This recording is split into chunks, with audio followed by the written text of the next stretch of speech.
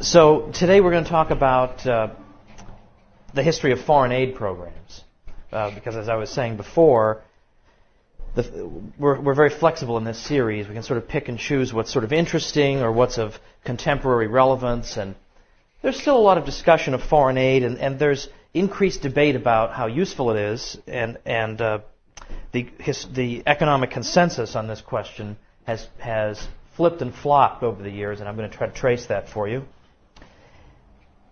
The link to foreign aid that appears in my book really starts with the Marshall Plan, and then I use that as a jumping off point to talk about other foreign aid programs. Now, as we all know, the Marshall Plan, so-called, originated a couple years after World War II, and the purpose was to assist in the reconstruction of Europe. And initially, the Marshall Plan was not restricted to Western Europe. Any European country could apply for assistance through the Marshall Plan, although Stalin did not permit any of the countries behind the Iron Curtain to do so. However, Western Europe did get a substantial amount of Marshall aid, and what I want to point out here is that the conventional wisdom with regard to the Marshall Plan is that it was responsible for jump-starting the West European economy. Now, it's easy to understand why people would draw that conclusion, because before the Marshall Plan, economic conditions were very poor in Western Europe. Then you had the Marshall Plan, and then economic conditions got better, so naturally, the easy conclusion to draw is that the Marshall Plan caused the prosperity. But that can be a logical fallacy. There may not be any direct relationship between the Marshall Plan and the prosperity. There may be no connection whatsoever. Okay, sometimes we get arguments like this that are sort of like saying that umbrellas cause it to rain, or that sort of thing. I mean, we have to make sure we understand correlation, causation, what caused what, what's responsible for what. Perhaps the prosperity would have been greater in the absence of the Marshall Plan. We can't know that on the basis of historical data alone. We have to think through what the incentives of this program were. It is worth noting, though, that we do have at least this historical data to consider: that France, Germany, and Italy began their economic recoveries before they started getting Marshall aid. So they were already picking up. And by Germany, of course, I mean West Germany, which had an explosive economic recovery. Austria and Greece received a lot of Marshall aid per capita, and yet their recovery really got going only as Marshall aid was being phased out.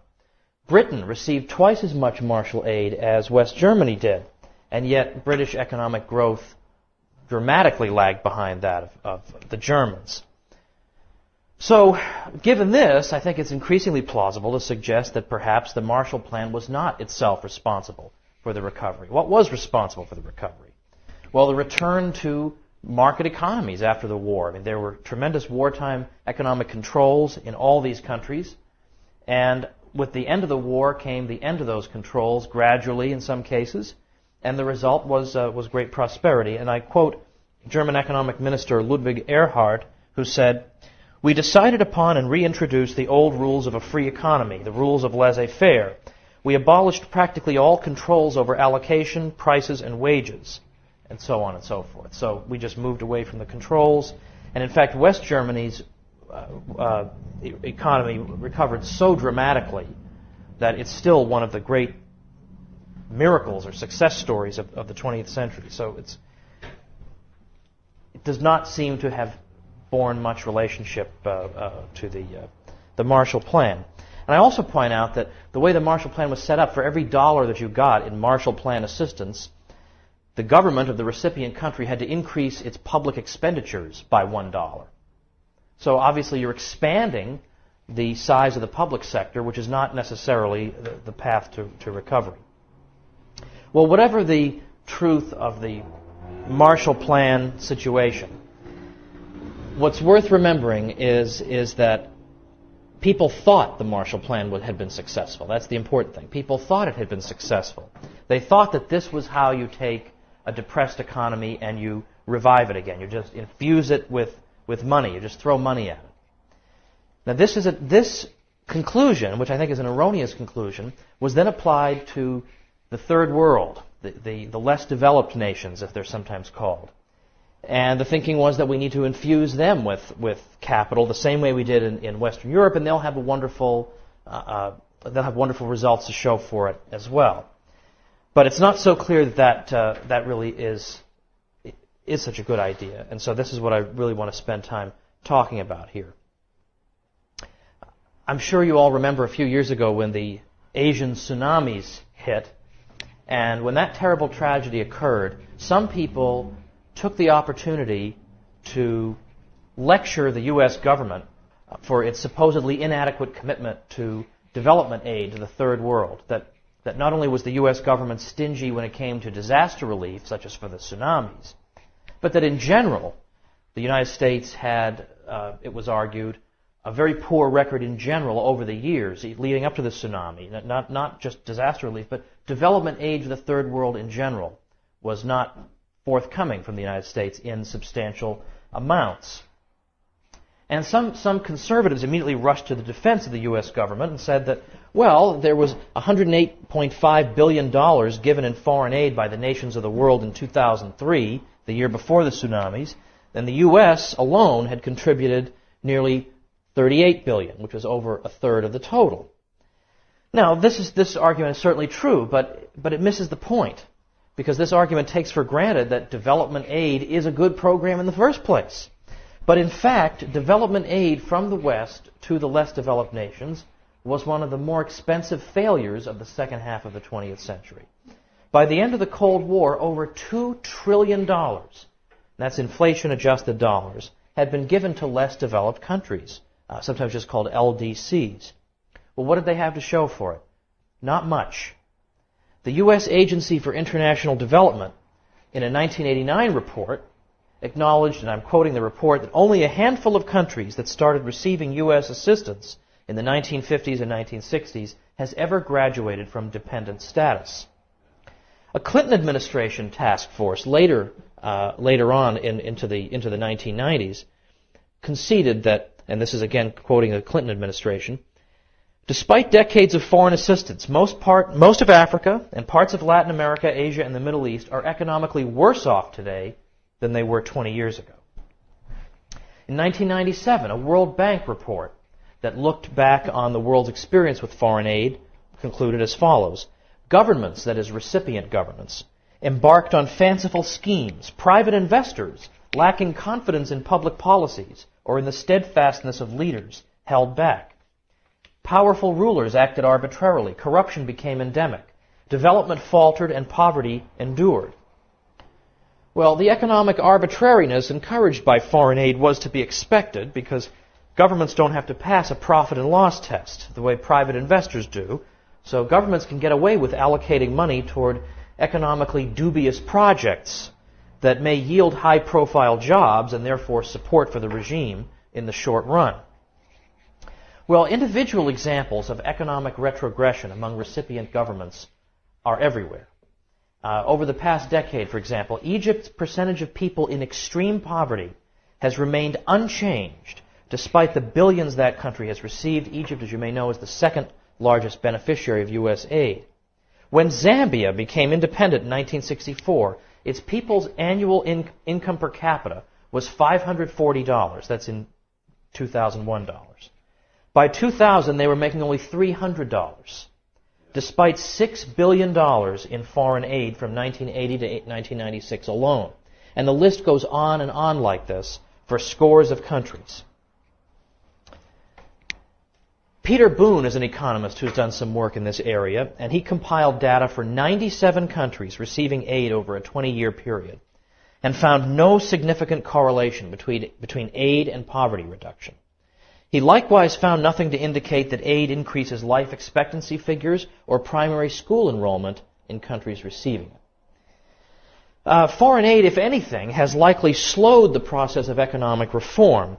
Even the World Bank, which is largely, or at least partly responsible for this, admits that governments are more likely to pursue economic reforms when they are feeling economic pressures. And of course, when you receive foreign aid, that takes economic pressure off you. In a separate study, the World Bank concluded that, quote, reform is more likely to be preceded by a decline in aid than by an increase in aid. South Korea, Taiwan, and Chile, for example, when faced with a cutoff in U.S. aid, finally embraced the free market and prospered. Tom Bethel, who's written a book on the history of private property, basically, suggests that foreign aid has retarded economic development by masking the destructive consequences of these governments' economic policies. Well, in some cases, even basic humanitarian assistance has severely disrupted third world economies. Sending free goods to these countries has devastated local producers who cannot compete against a price of zero, and has therefore all but destroyed local incentives to produce. A study of the UN World Food Programme's response to 84 emergencies found that it took that world body an average of 196 days to respond to a crisis, and that the European Economic Community took over twice as long. Dennis Avery, an agricultural expert, contends that aid was too late to relieve hunger, but just in time to depress prices for local farmers who tried their best to respond. Governments who receive such assistance oftentimes use the food not to feed the hungry, but to build support for their regimes by making food available to groups whose political support they need. So, for instance, Peter Bauer, who's a great economist of this, says, the poor, particularly the rural poor, who are the great majority, are politically ineffective and thus of little interest to the rulers. The Wall Street Journal published this interesting report. No wonder the effectiveness of food aid around the world is under suspicion in the United States. Some critics have concluded that this low-cost food is merely a device for keeping elites in power by propping up foreign government budgets and feeding influential middle classes. Food aid has discouraged food production, these analysts say, and has failed to address the basic challenge of helping the poor earn enough to buy the food already available. That was from the Wall Street Journal. In Bangladesh, the food never reaches the hungry because it is distributed by the regime according to calculations of political gain. And back to the journal here. It comes as a surprise to the layman, but not at all to the experts, that food aid arriving in Bangladesh and many other places isn't used to feed the poor. Governments typically sell the food on local markets and use the proceeds however they choose. Here, the government chooses to sell the food in cut-rate ration shops to members of the middle class. And incidentally, somebody buying food in a cut-rate ration shop needs a ration card. The poor have no way to get one.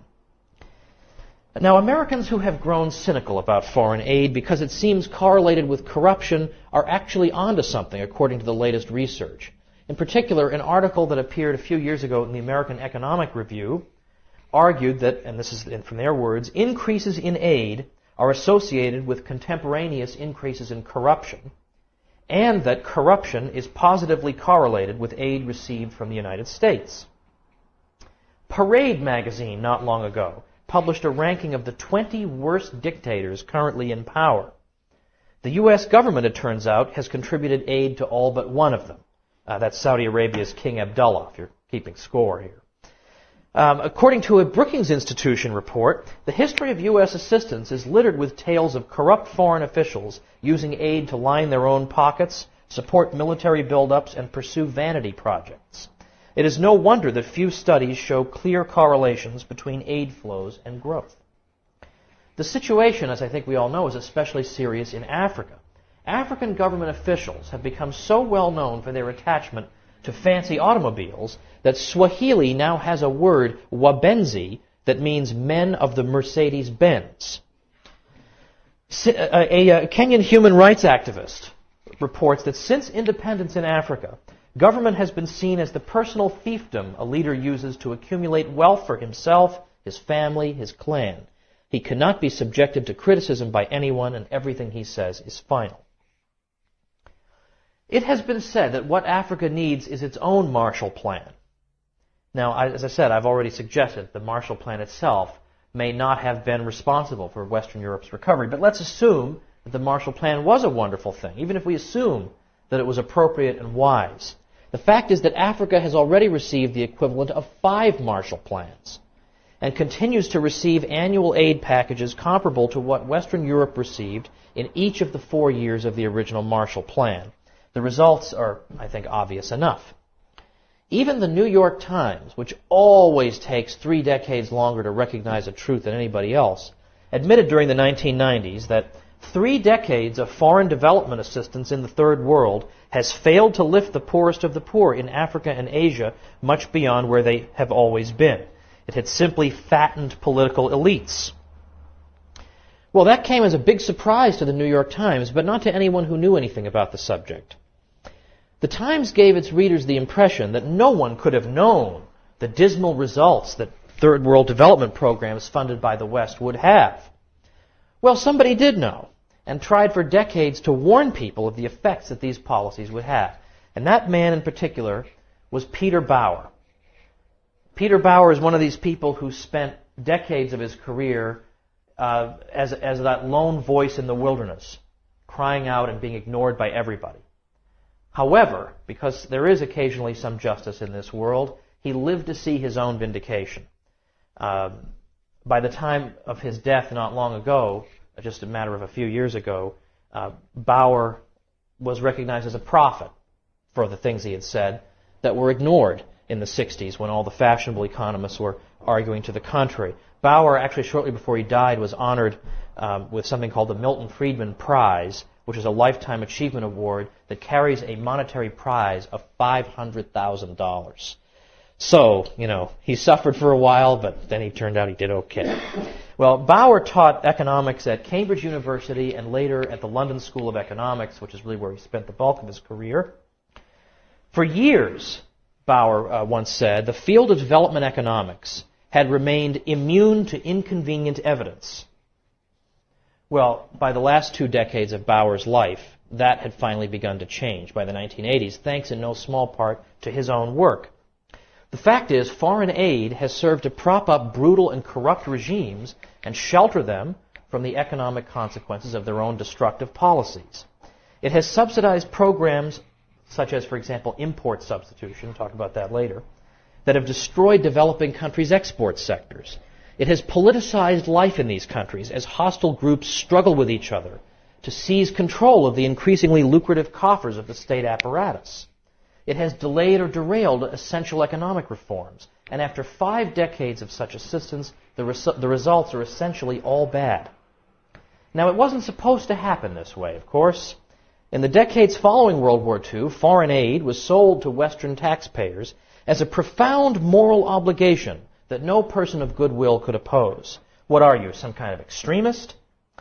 Outside aid, according to the conventional wisdom, was absolutely essential to the prosperity of the world's less developed countries. These countries, it was said, were trapped in a vicious circle of poverty.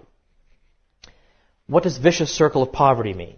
It means that a high savings rate is necessary in order to fund the capital investment that would increase these countries' productive capacities and lift them out of poverty. But since they were so poor, they could not produce adequate savings in the first place, and therefore couldn't get this process started.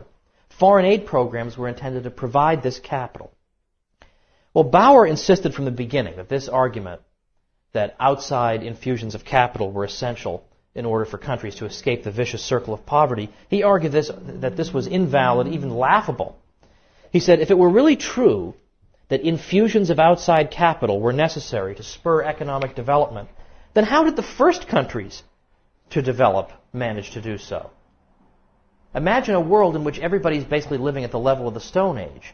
If it's true that you need outside infusions of aid to get started developing, nobody could have developed. Where would the aid have come from? There were no, by definition in the Stone Age, there were no developed countries. Did Martians come and give development aid? Well, then how did the Martians become prosperous? There's no way to answer this question.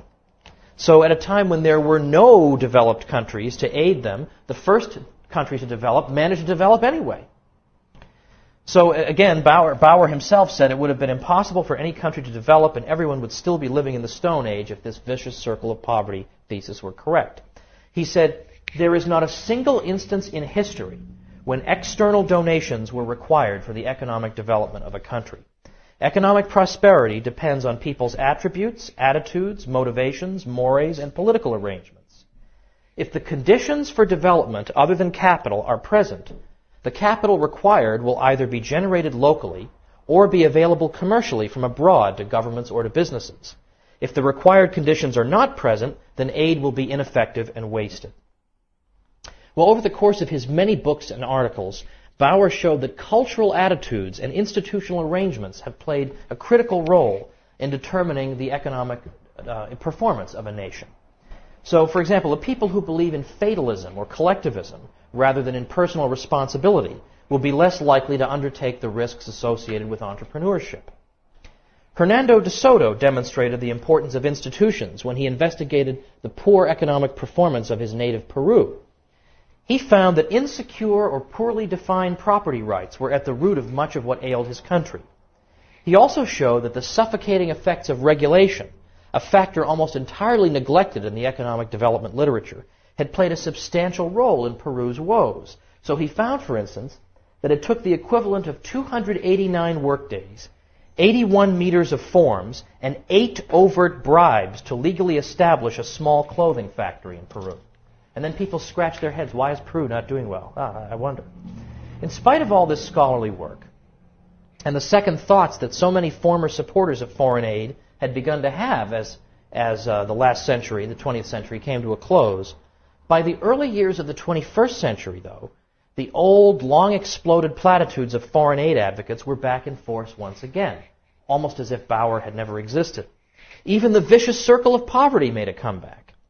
According to the United Nations Millennium Project, many reasonably well-governed countries are too poor to make the investments to climb the first steps of the ladder. There it is again. Jeffrey Sachs, supposedly one of the world's greatest experts on the subject of international development, likewise contended that outside aid was necessary to fund what he called a big push in public investments essential to overcoming African poverty. And he said, the claim that Africa's corruption is the basic source of the problem does not withstand practical experience or serious scrutiny. Well, one of the most effective critics of this suddenly renewed confidence in foreign aid is a man named William Easterly, Bill Easterly.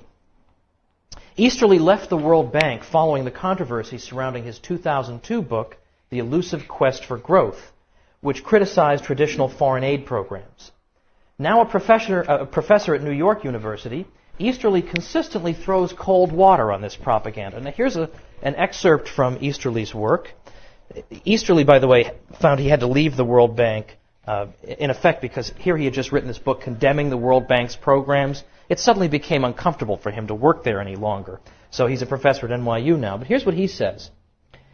Jeffrey Sachs says that large aid increases would finance a big push in public investments to produce a rapid step increase in Africa's underlying productivity, both rural and urban. Over 1970 to 94, there is good data on public investment for 22 African countries. These countries' governments spent $342 billion on public investment. The donors gave these same countries' governments $187 billion in aid over this period. Unfortunately, the corresponding step increase in productivity, measured as per capita growth over this period, was zero. Still, proponents of what has been called the new economics of foreign aid remain confident that aid can work wonders so long as it is directed at countries with good policy environments. Greater selectivity by donors can ensure that only trustworthy and responsible regimes are rewarded with loans or grant money. Those regimes, in turn, will direct the aid money to fruitful and worthwhile enterprises. Well, there are problems with what we call this new economics of foreign aid that has all this confidence in foreign aid and what it can accomplish. And one of these difficulties is that this new confidence is based entirely on a very small number of studies conducted by the World Bank, whose conclusions have proven either impossible to verify by outside researchers, or when the bank's data can be independently evaluated, are flatly contradicted by other scholars. For example, much research suggests that even when aid is directed toward countries with relatively sound economic policies, the overall result is still negative. A recent International Monetary Fund study concluded that there is no evidence that aid works better in better policy or geographical environments, and that no subcategories of aid have any significant impact on growth. But even if, after over a half-century of missteps, aid could somehow be channeled only to the best behaved and least predatory regimes, the problem is that the aid per se is nevertheless harmful. It consistently results in the expansion of the public sector, because governments, after all, administer the aid, at the expense of the productive private economy, and it contributes to the politicization of economic life, by which I mean it tends to direct entrepreneurial energies toward political agitation so that you can get a share of the grant money instead of toward productive efforts aimed at satisfying consumers.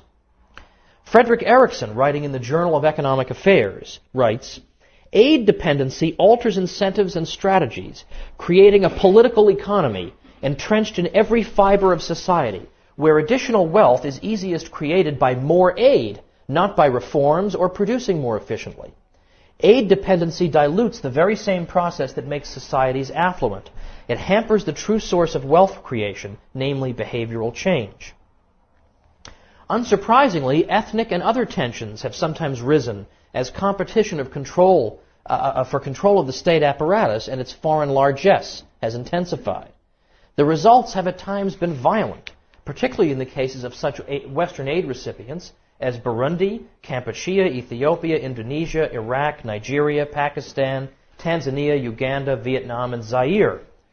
The politicization of economic life, for which aid serves as an important catalyst, has even led to large-scale expulsion and even massacre tolerated, encouraged, or perpetrated by the rulers. And by the way, the reason, of course, that all this happens, you have all this tension, is that you've got tension to begin with between competing groups. Then you throw all this free money into the picture, and now they're all at each other's throats to get a portion of it. That's how you get rich in these countries, not by producing more, but by getting your hands on the aid money. So aid programs and these types of incentives that they have introduced have to share some of the responsibility for these terrible outcomes. So it is not a question of taking a good program and applying it to deserving countries. Foreign aid is not a good program in the first place. The former chief economist for U.S. Aid, which is the Agency for International Development, Alan Waters, once wrote, "Foreign aid is inherently bad. It retards the process of economic growth and the accumulation of wealth, which is the only means of escape from poverty and degradation. It weakens the coordinating effect of the market process. It pulls entrepreneurship and intellectual capital into non-productive and administrative activities. It creates a moral ethical tone which denies the hard task of wealth creation. Foreign aid makes it possible for societies to transfer wealth from the poor to the rich." But as of 2002, the administration of President Bush began to adopt this new selectivity approach. In March 2002, President Bush agreed to attend the United Nations Summit on Global Poverty to be held in Monterrey, Mexico.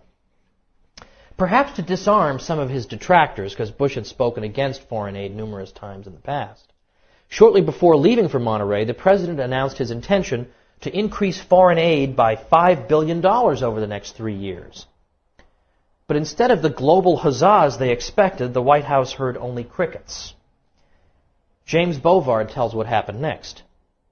The White House was chagrined when Bush's proposal for $5 billion more in foreign aid did not generate massive international applause. So on the day before he left for Mexico, White House officials revealed that there had been a glitch in the original announcement and that Bush actually planned to give away more than twice as much money under the new program. White House spokesman Ari Fleischer said the mistake was simply a result of confusing math. National Security Advisor Condoleezza Rice explained, "We didn't want to go out there with essentially false or phony numbers." You know how conscientious they are about getting their facts straight. The New York Times noted that skeptics said that the White House was just adding on billions to make sure that the president was a hit in Monterrey. In his speech in Monterrey, Bush echoed the familiar refrain of the new economics of foreign aid. Greater selectivity in identifying recipients of aid would set the developing world on the road to prosperity. This new program, in which foreign aid would be more selectively dispersed than in the past, would be known as the Millennium Challenge Account, MCA. Now, naturally, Congress had been consulted about none of this, and legislation establishing the new program didn't reach Congress till the next year. Now, Americans are supposed to believe that this new commitment to greater selectivity in determining worthy recipients of foreign aid will overcome the problems that have plagued these programs for decades. Well, we've already seen that there's plenty of evidence that foreign aid is inherently bad no matter how selectively it's awarded. But beyond that, the fact is we've heard all this before again and again. In 1963, John F. Kennedy outlined, quote, "Objective number one, to apply stricter standards of selectivity in aiding developing countries. The Pearson Commission called for the same thing 6 years later.